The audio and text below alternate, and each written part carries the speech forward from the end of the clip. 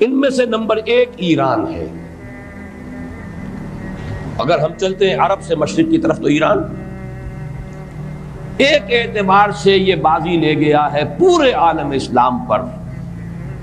ان کے مذہبی عقائد، ان کی فقہ سے ہمیں جو اختلاف ہے وہ ہے اپنی جگہ پر ہے. آپ کو معلوم ہے میرے بارے میں کسی کو اشتباہ نہیں ہو سکتا اس اعتبار سے.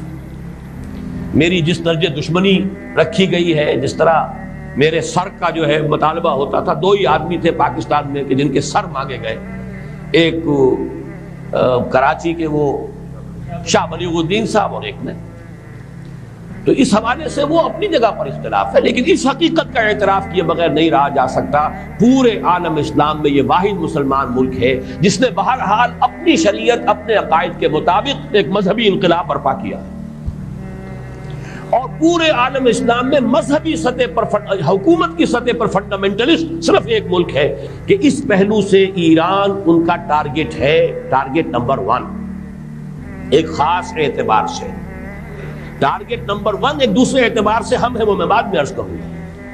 چونکہ حکومت کی سطح پر فنڈامنٹلزم ہے اور وہ آیا ہے ایک عوامی انقلاب کے نتیجے میں، پھر ان کے پاس تیل کی دولت ہے، اس کے خلاف اکنامک سینکشنز بھی ہو جائیں تو اگر لیبیا کھڑا ہو سکتا ہے تو بہرحال وہ بھی کھڑا ہو سکتا ہے. اور نقشہ وہ دنیا کو دکھا چکا ہے کہ لڑا دے ممولے کو شہباز، یہ نقشہ بھی اس نے دکھا دیا. یہ ہے ایران کا معاملہ. نمبر 2 پاکستان. پاکستان 400 برس کی تجدیدی مساعی کا امین ہے، امانت دار ہے.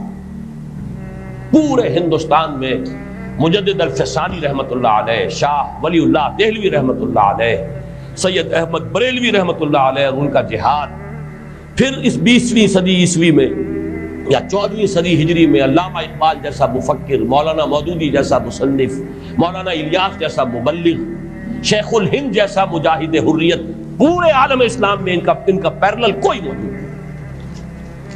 یہ 400 سال کی تاریخ ہے، اس کی امانت اور اس کے نتیجے میں یہاں کے مڈل کلاس میں فنڈامنٹلزم کا ایک نیوکلیس ہے. اگرچہ حکومت کی سطح پر کوئی پیش رفت نہیں ہو سکی آج تک، بلکہ اب تو پسپائی ہو رہی ہے، اب پیچھے ہٹ رہے ہیں. وہ ہمارے ان سیاسی جو بھی زعماء ہیں، جو جماعتیں ہیں، ان کی غلطی ہے اور الیکشن ہی کو واحد میدان بنا کر اس کے اندر اپنا سارا وقت و توانائیاں اور قوتیں ضائع کر دینا. یہ ہے در حقیقت جس کا کہ یہ صدا مل رہی ہے کہ اس اعتبار سے تو پسپائی کی طرف ہے معاملہ، کسی پیش رفت کی طرف نہیں ہے. لیکن باہر والے تو دیکھتے ہیں نا کہ اندر کیا کچھ مواد موجود ہے. اگر مڈل کلاس میں وہ فنڈامنٹلزم کا بارود موجود ہے تو کسی بھی وقت اس کے اندر جو ہے وہ کوئی دھماکہ ہو سکتا ہے. دوسری بات جو ان کے لیے ایک اعتبار سے ٹارگٹ نمبر 1 ہمیں بنا رہی ہے وہ ہمارا ایٹمک نو ہاؤ ہے. پورے عالم اسلام میں اور کسی کے پاس نہیں. اسلامی بم اگر بنے گا تو یہی بنے گا. یہ ہے مختلف اسباب جس کے بنا پر ایران اور پاکستان کو آپ بریکٹ کر لیجئے. یہ اس نیو ورلڈ آرڈر کا جو ٹارگٹ نمبر 1 ہے، ایک اعتبار سے ایران ہے، ایک اعتبار سے پاکستان.